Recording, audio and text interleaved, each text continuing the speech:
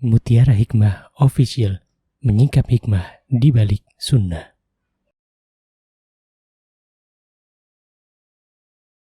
Salurkan donasi terbaik Anda untuk mendukung dakwah Mutiara Hikmah Official.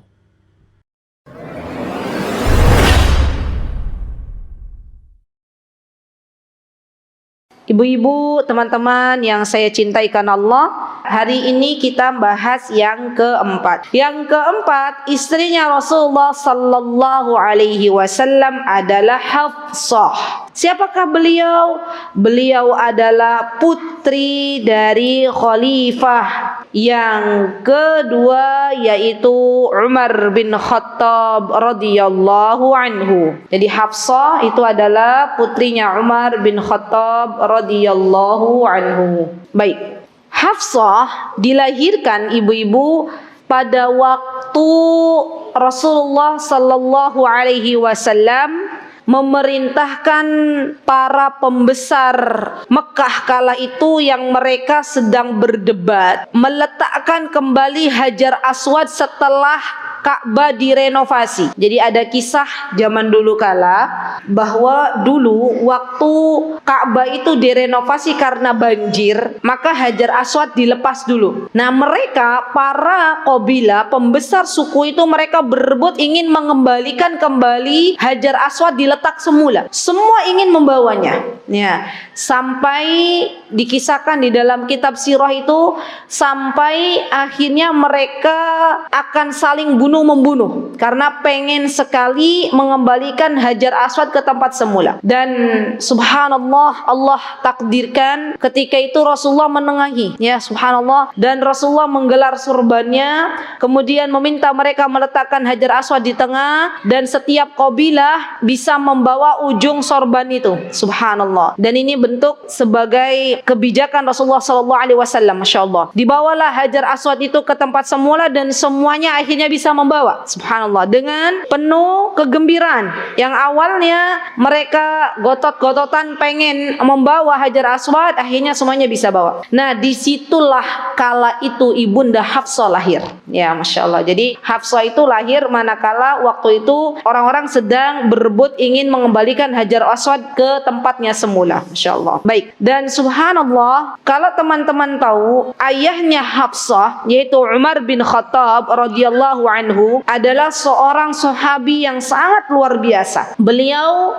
sebelum masuk Islam, beliau menjadi orang yang sangat membenci Rasulullah sallallahu alaihi wasallam. Bahkan Umar ini, teman-teman, ikut pula peserta yang ingin membunuh Rasulullah SAW dengan sayembara untuk membunuh Rasulullah SAW dengan mendapatkan upah 100 unta. Waktu itu Umar ikut, ya. Dan Umar bin Khattab kala itu beliau pernah jua, ya, ketika berjumpa dengan orang-orang yang sudah masuk Islam terlebih dahulu, beliau pun berusaha waktu itu mencelanya, jadi membencinya, mengatakan sesuatu yang tidak baik. Dan subhanallah, ternyata ketika Umar bin Khattab ingin membunuh Rasulullah SAW dan mencari Rasulullah SAW, subhanallah, ketika itu Umar mendengar kabar bahwa adiknya yang bernama Fatimah binti Khattab ketika itu sudah masuk Islam. Dan Umar pun lekas, ya subhanallah, ke rumah adiknya yaitu Fatimah, dan sampailah di rumah Fatimah. Fatimah sedang mengaji, ya subhanallah, dan subhanallah disitulah titik hidayah yang Allah berikan kepada Umar bin Khattab. Dan akhirnya Umar bin Khattab atas izin Allah subhanahu wa ta'ala, teman-teman, masuk Islam dan ingin dipertemukan dengan Rasulullah sallallahu alaihi wasallam. Subhanallah, disinilah letak hidayah. Dari sini kita bisa mengambil pelajaran bahwa dalam kehidupan ini kita tidak boleh meremehkan, merendahkan orang lain, walaupun orang tersebut saat ini sedang dalam keadaan bermaksiat. Bisa jadi kalau suatu hari saudara kita yang bermaksiat itu ia diberikan hidayah oleh Allah subhanahu wa ta'ala, maka ternyata ibadahnya lebih melesat daripada kita. Saya sering mengatakan kepada teman-teman, saudari-saudariku semuanya, subhanallah, kita walaupun sekarang sebagian teman-teman casingnya sudah memakai niqab, tapi demi Allah jangan pernah menganggap remeh atau jangan pernah memicingkan mata kepada teman-teman atau saudari kita yang baru berhijrah. Ya, tetap kita menyapa, tetap kita mendoakan, karena kita tidak akan tahu bagaimana akhir kehidupan kita nanti. Dan kita tidak ada yang tahu, teman-teman. Barangkali saudara kita itu punya rahasia amalan, amal ibadah yang ia rahasiakan hanya ia dan Allah yang tahu. Subhanallah. Jadi di sini akhlak kita sebagai orang beriman, sebagai muslimah, tidak boleh merendahkan saudari kita muslimah yang lain. Kita harus tetap berhusnudzon. Apa Bu? Berhusnudzon, berbaik sangka kepada saudara-saudara kita. Ada saudara kita yang subhanallah jilbabnya belum panjang, jangan kita katakan, ih dia jilbabnya masih pendek begitu, saya nggak mau berteman dengan dia, saya nggak mau berdakwah, saya nggak mau duduk dekat-dekat. Subhanallah, suatu hari kelak kalau Allah berikan hidayah kemudian ia berniqab atau ia memakai kudung panjang, bisa jadi ibadahnya lebih melesat daripada kita yang sudah memakai kudung panjang lama. Subhanallah. Dan ini diantara contohnya adalah Umar bin Khattab. Apa yang terjadi kepada Umar bin Khattab? Umar bin Khattab yang dulu mantan orang yang ditakuti, ya subhanallah, ketika masuk Islam berbalik 180 derajat. Ya subhanallah. Beliau menjadi seorang hamba Allah yang membela agama Islam dengan penuh totalitas. Subhanallah. Bahkan beliau mengalahkan orang-orang yang masuk Islam duluan. Umar ketika masuk Islam, Umar langsung bergegas lari ke Ka'bah, Bu. Di depan Ka'bah Umar berkata kepada orang-orang Mekah kala itu. Kata Umar, lihatlah, Umar bin Khattab telah masuk Islam. Umar bin Khattab telah beriman kepada Allah dan Rasulnya. Maka mulai hari ini, kata Umar, saya izinkan semua orang-orang yang beriman di kota Mekah ini untuk bisa salat di depan Ka'bah. Allahu Akbar, Allahu Akbar. Ketika orang-orang musyrikin mendengar apa yang diucapkan oleh Umar, maka tidak ada satupun kala itu yang berani melanggar Umar bin Khattab. Jadi subhanallah, Umar bin Khattab tuh benar-benar menjadi seorang yang pemberani gitu lah. Ibu-ibu kalau punya anak namanya aja Umar, ya. Kenapa? Nanti anaknya pemberani. Ya Masya Allah. Karena dalam bahasa Arab itu ada peribahasa mengatakan bahwa nama seseorang itu ada efeknya gitu ya. Ada nasibnya. Tergantung kita namain anak kita dengan siapa, maka insya Allah ada kemiripan sifat ya. Nah, Umar ini teman-teman bukan hanya ditakuti oleh orang-orang yang ada di Mekah, tapi Umar juga ditakuti oleh bangsa jin. Ya. Jadi jin-jin itu, tahu jin Bu? Pernah kenalan sama jin? Enggak, itu saudari kita, ya saudara kita. Ya, kita diciptakan bareng ya oleh Allah Subhanahu wa taala, cuman beda alam saja. Nah, jin ini mereka takut kepada Umar. Jadi kalau Umar mau lewat, kata jin, Umar mau lewat, minggir. Subhanallah. Ya inilah Umar, sosok seorang yang sangat pemberani dan sosok seorang yang ditakuti, cerdas, bijak. Umar itu terkenal bijaknya. Dan sifat-sifat Umar yang baik, ibu-ibu, ini ternyata melekat juga kepada putri beliau yaitu Hafsah. Ibu-ibu pernah dengar buah tidak jatuh jauh dari pohonnya. Maka Hafsah pun subhanallah, beliau termasuk seorang sahabiah yang sangat pemberani seperti bapaknya. Ibunda Hafsah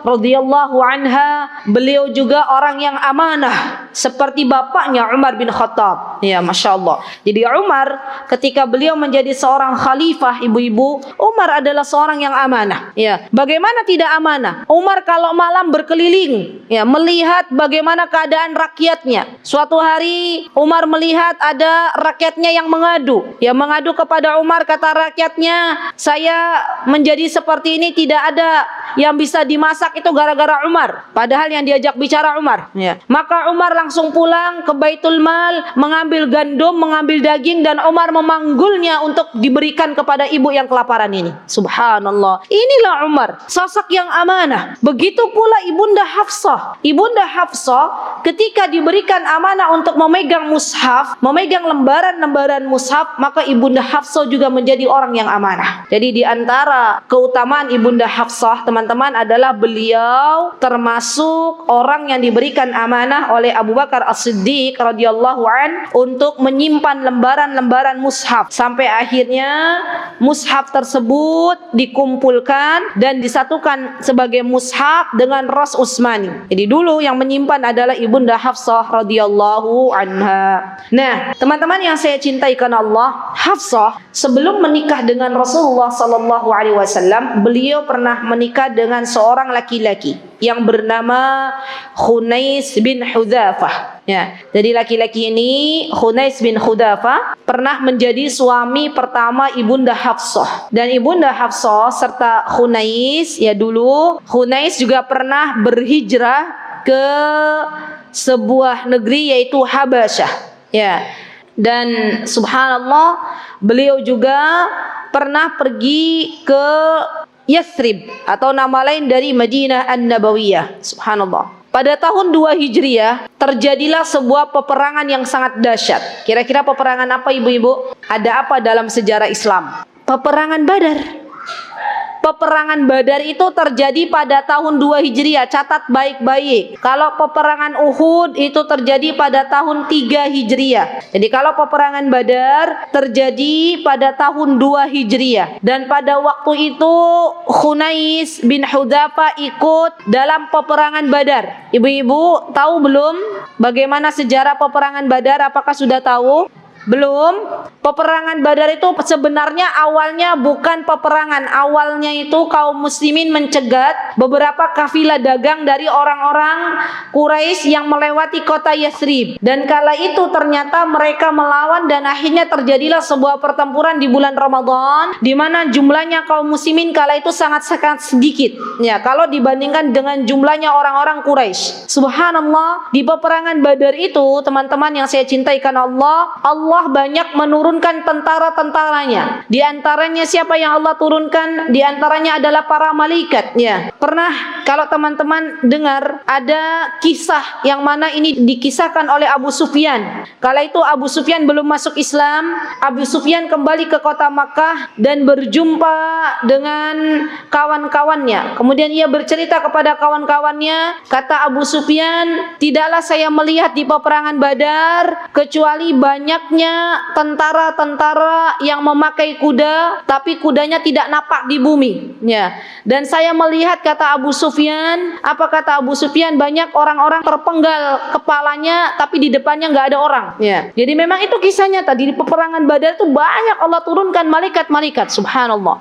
Dan akhirnya Allah menangkan kaum muslimin di peperangan Badar. Ya, di sini kita bisa ambil ibrah bahwa orang-orang yang waktu itu ikut perang Badar adalah orang-orang yang memang benar-benar beriman kepada Allah dan Rasulnya. Coba bisa bayangkan teman-teman, peperangan Badar itu peperangan yang terjadi pada bulan Ramadan di mana kaum muslimin kala itu sedang dalam keadaan berpuasa. Kemudian peperangan Badar juga jumlah kaum muslimin sangat-sangat sedikit. Artinya peluang untuk menang kalau tidak ditolong oleh Allah Subhanahu wa taala maka peluangnya kecil. Ya, Rasulullah SAW sampai beliau berdoa pada waktu akan maju dalam peperangan Badar. Rasulullah berdoa kepada Allah, wahai Rabbku, begini doanya Rasulullah, wahai Rabbku, kalaulah engkau tidak memenangkan peperangan Badar ini, maka tidak ada lagi hambamu yang akan menyembahmu. Ya, subhanallah. Itu saking apanya? Saking Rasulullah SAW itu benar-benar berdoa kepada Allah, meminta agar Allah memenangkan. Dan Allah Subhanahu wa ta'ala menepati janjinya. Subhanallah. Allah turunkan banyak sekali malaikat di peperangan Badar. Dan akhirnya atas izin dan pertolongan dari Allah Subhanahu wa ta'ala, peperangan Badar dimenangkan oleh kaum muslimin. Subhanallah. Teman-teman yang saya cintai karena Allah, saya berpesan kepada teman-teman, jangan pernah gunakan kekuatan kita, jangan pernah gunakan akal kita semata, jangan pernah menyandarkan ilmu kita semata, karena sesuatu yang kita sandarkan bukan karena Allah itu akan kalah, sesuatu yang kita sandarkan bukan karena Allah itu pasti tidak akan menang. Maka apapun yang terjadi di dalam kehidupan ini, masalah seberat apapun yang ada di depan teman-teman, libatkan Allah, minta kepada Allah sebagaimana bagaimana Rasulullah SAW meminta agar Allah Subhanahu wa taala memenangkan peperangan Badar, dan suaminya Ibunda Hafsah yaitu Khunais bin Hudzafah termasuk orang yang syahid di dalam peperangan Badar. Subhanallah. Jadi waktu itu teman-teman kaum muslimin juga banyak yang gugur di pertempuran Badar, termasuk di dalamnya Khunais bin Hudzafah, suami dari Ibunda Hafsah radhiyallahu anha. Allahu akbar. Nah, pada waktu itu ya Khunais gugur sebagai seorang syahid, maka Ibunda Hafsah pun menjanda padahal usianya baru 18 tahun. Ya. Kira-kira teman-teman 18 tahun tuh muda atau tua? Muda. 18 tahun sudah menjanda. Ya, ditinggal oleh suami tercintanya yaitu Khunais bin Hudzafah. Subhanallah, kala itu ya teman-teman, Umar tuh bingung. Ya Allah, punya anak gitu ya, janda, usianya masih belia. Yang namanya seorang bapak, enggak ada bapak itu yang tega dengan keadaan putrinya. Maka Umar pun mulai mencarikan jodoh untuk putrinya. Jadi boleh loh ibu-ibu kalau punya anak, baik itu anak perempuan ataupun anak laki-laki, boleh carikan jodohnya. Carinya di mana? Di masjid. Carinya di mana? Di majelis ilmu.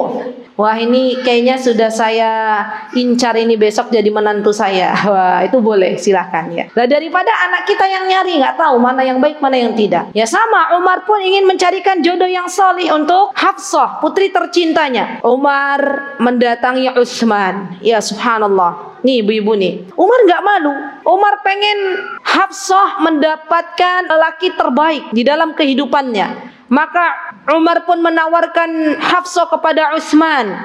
Dan Umar berkata, wahai Utsman, engkau telah mengetahui apa yang terjadi pada diri Hafsah. Hafsah telah ditinggal oleh suaminya yaitu Khunais.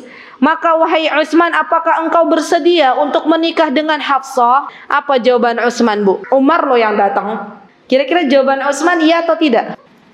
Utsman jawabannya bukan tidak sebenarnya. Utsman jawabannya begini, ya Umar, engkau tahu apa yang terjadi pada diriku.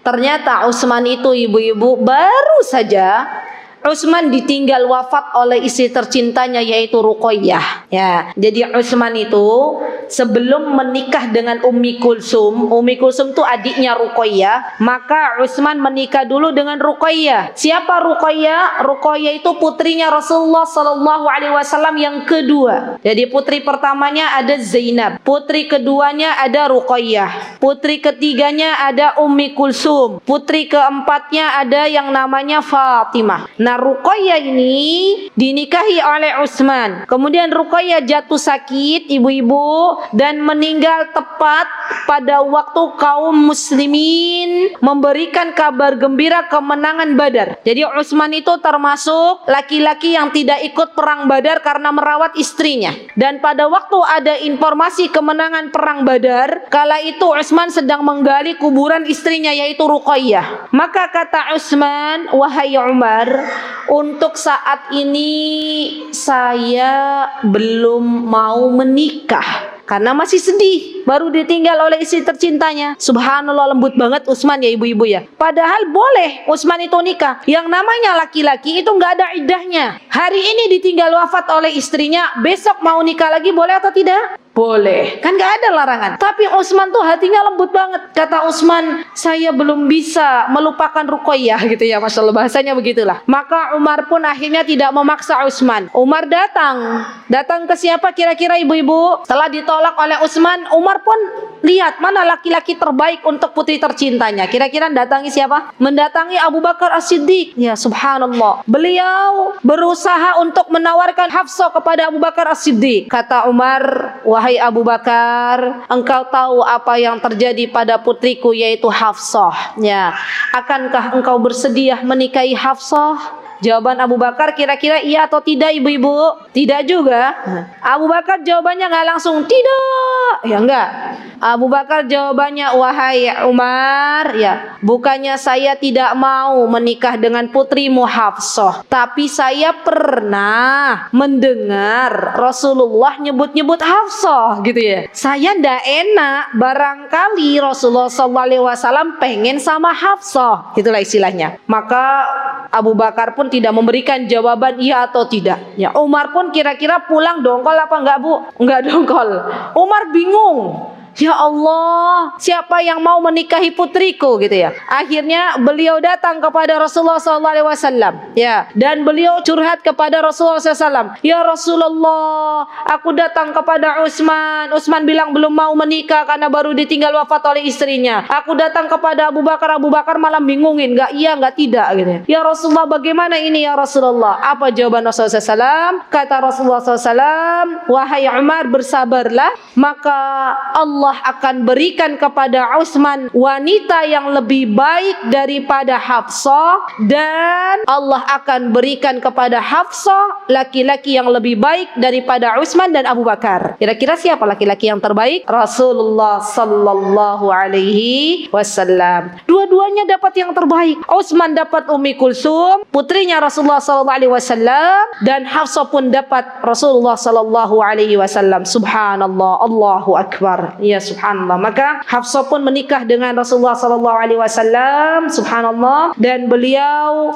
waktu itu menjadi sahabatnya Ibunda Aisyah radhiyallahu anha. Jadi bestian, tahu bestian enggak, Bu? Temenan. Tapi masalahnya temenannya itu sesama madu gitu ya. Masya Allah kan. Jarang ya di Indonesia ada sama madu tuh temenan. Adanya apa, Bu?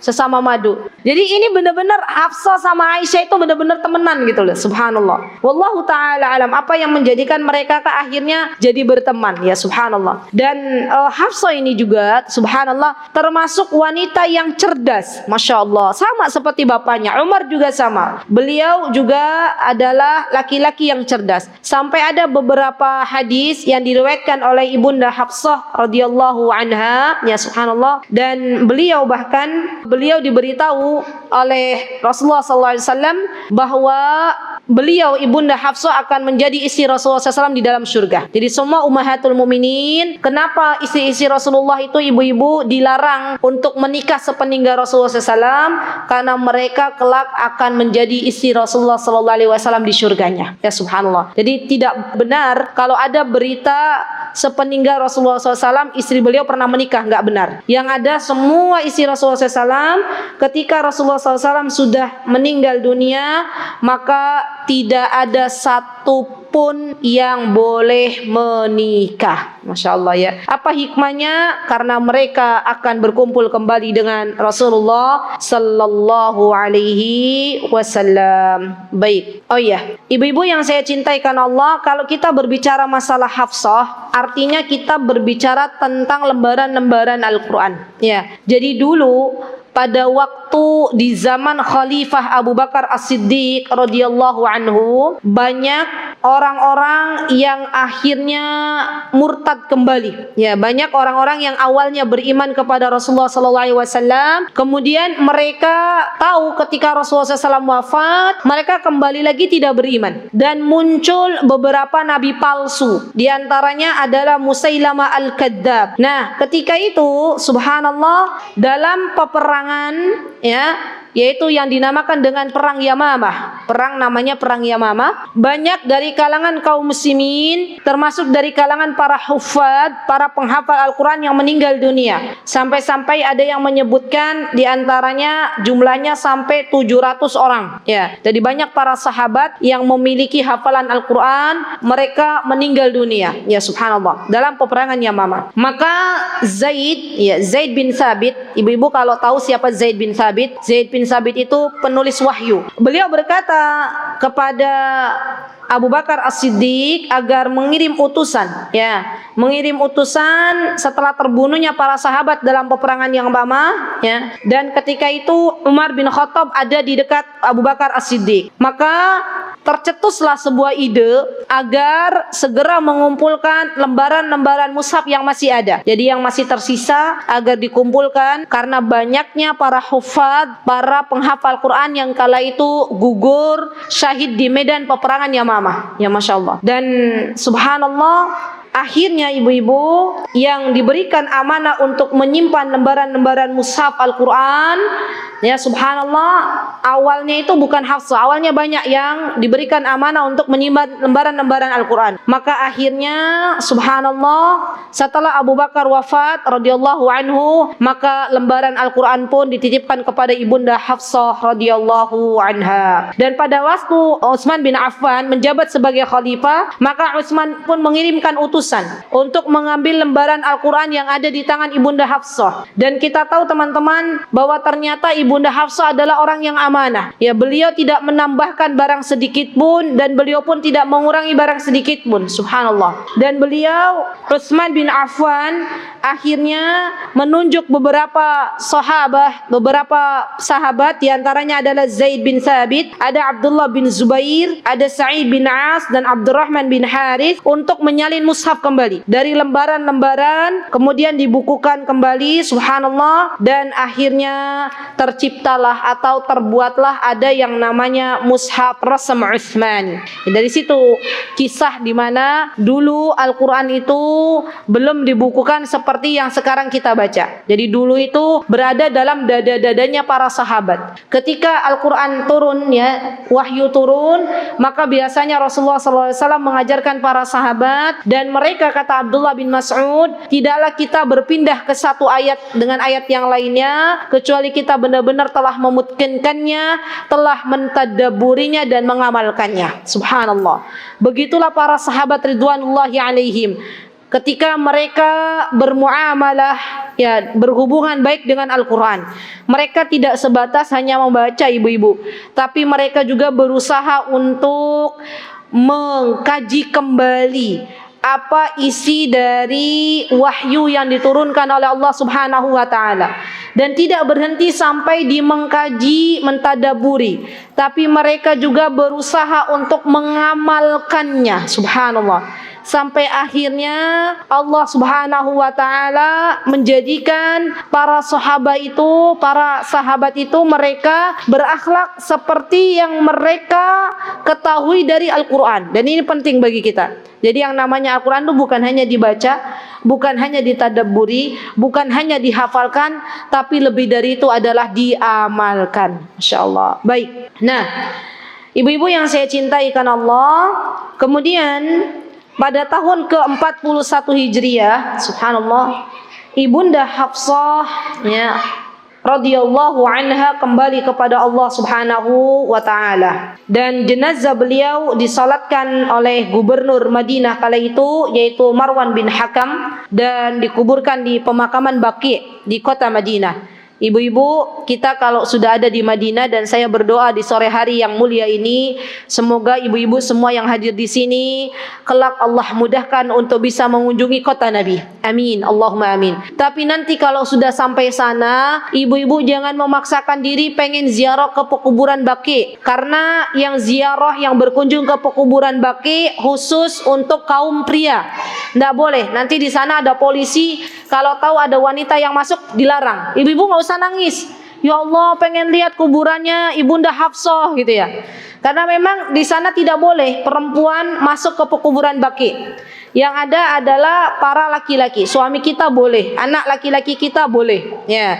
Dan mereka dikubur di pekuburan Baqi. Daripada kita kepo bagaimana kuburan Baqi, mending kita berdoa sama Allah. Ya Allah, wafatkanlah hamba di kota Nabimu dan kuburkanlah hamba di pekuburan Baqi. Itu lebih baik, ya kan? Bertetangga dengan para sahabat, bertetangga dengan para sahabiah di alam barzakh, sampai nanti Allah bangkitkan kita pada hari kiamat. Radhiyallahu anha, semoga Allah Subhanahu wa taala meridhai ibunda Hafsah radhiyallahu anha. Semoga Allah Subhanahu wa taala merahmati dengan rahmatan wasi'ah kepada ibunda Hafsah radhiyallahu anha, dan semoga Allah Subhanahu wa taala mempertemukan kita kembali dengan beliau di surga yang Allah janjikan. Amin, Allahumma amin. Itu yang bisa saya sampaikan hari ini untuk penjelasan ibunda Hafsah. Saya tutup dengan aqulu qauli hadza wastaghfirullah li wa lakum wa akhiru da'wana alhamdulillahi rabbil alamin. Assalamualaikum warahmatullahi wabarakatuh. Mutiara Hikmah Official, menyingkap hikmah di balik sunnah.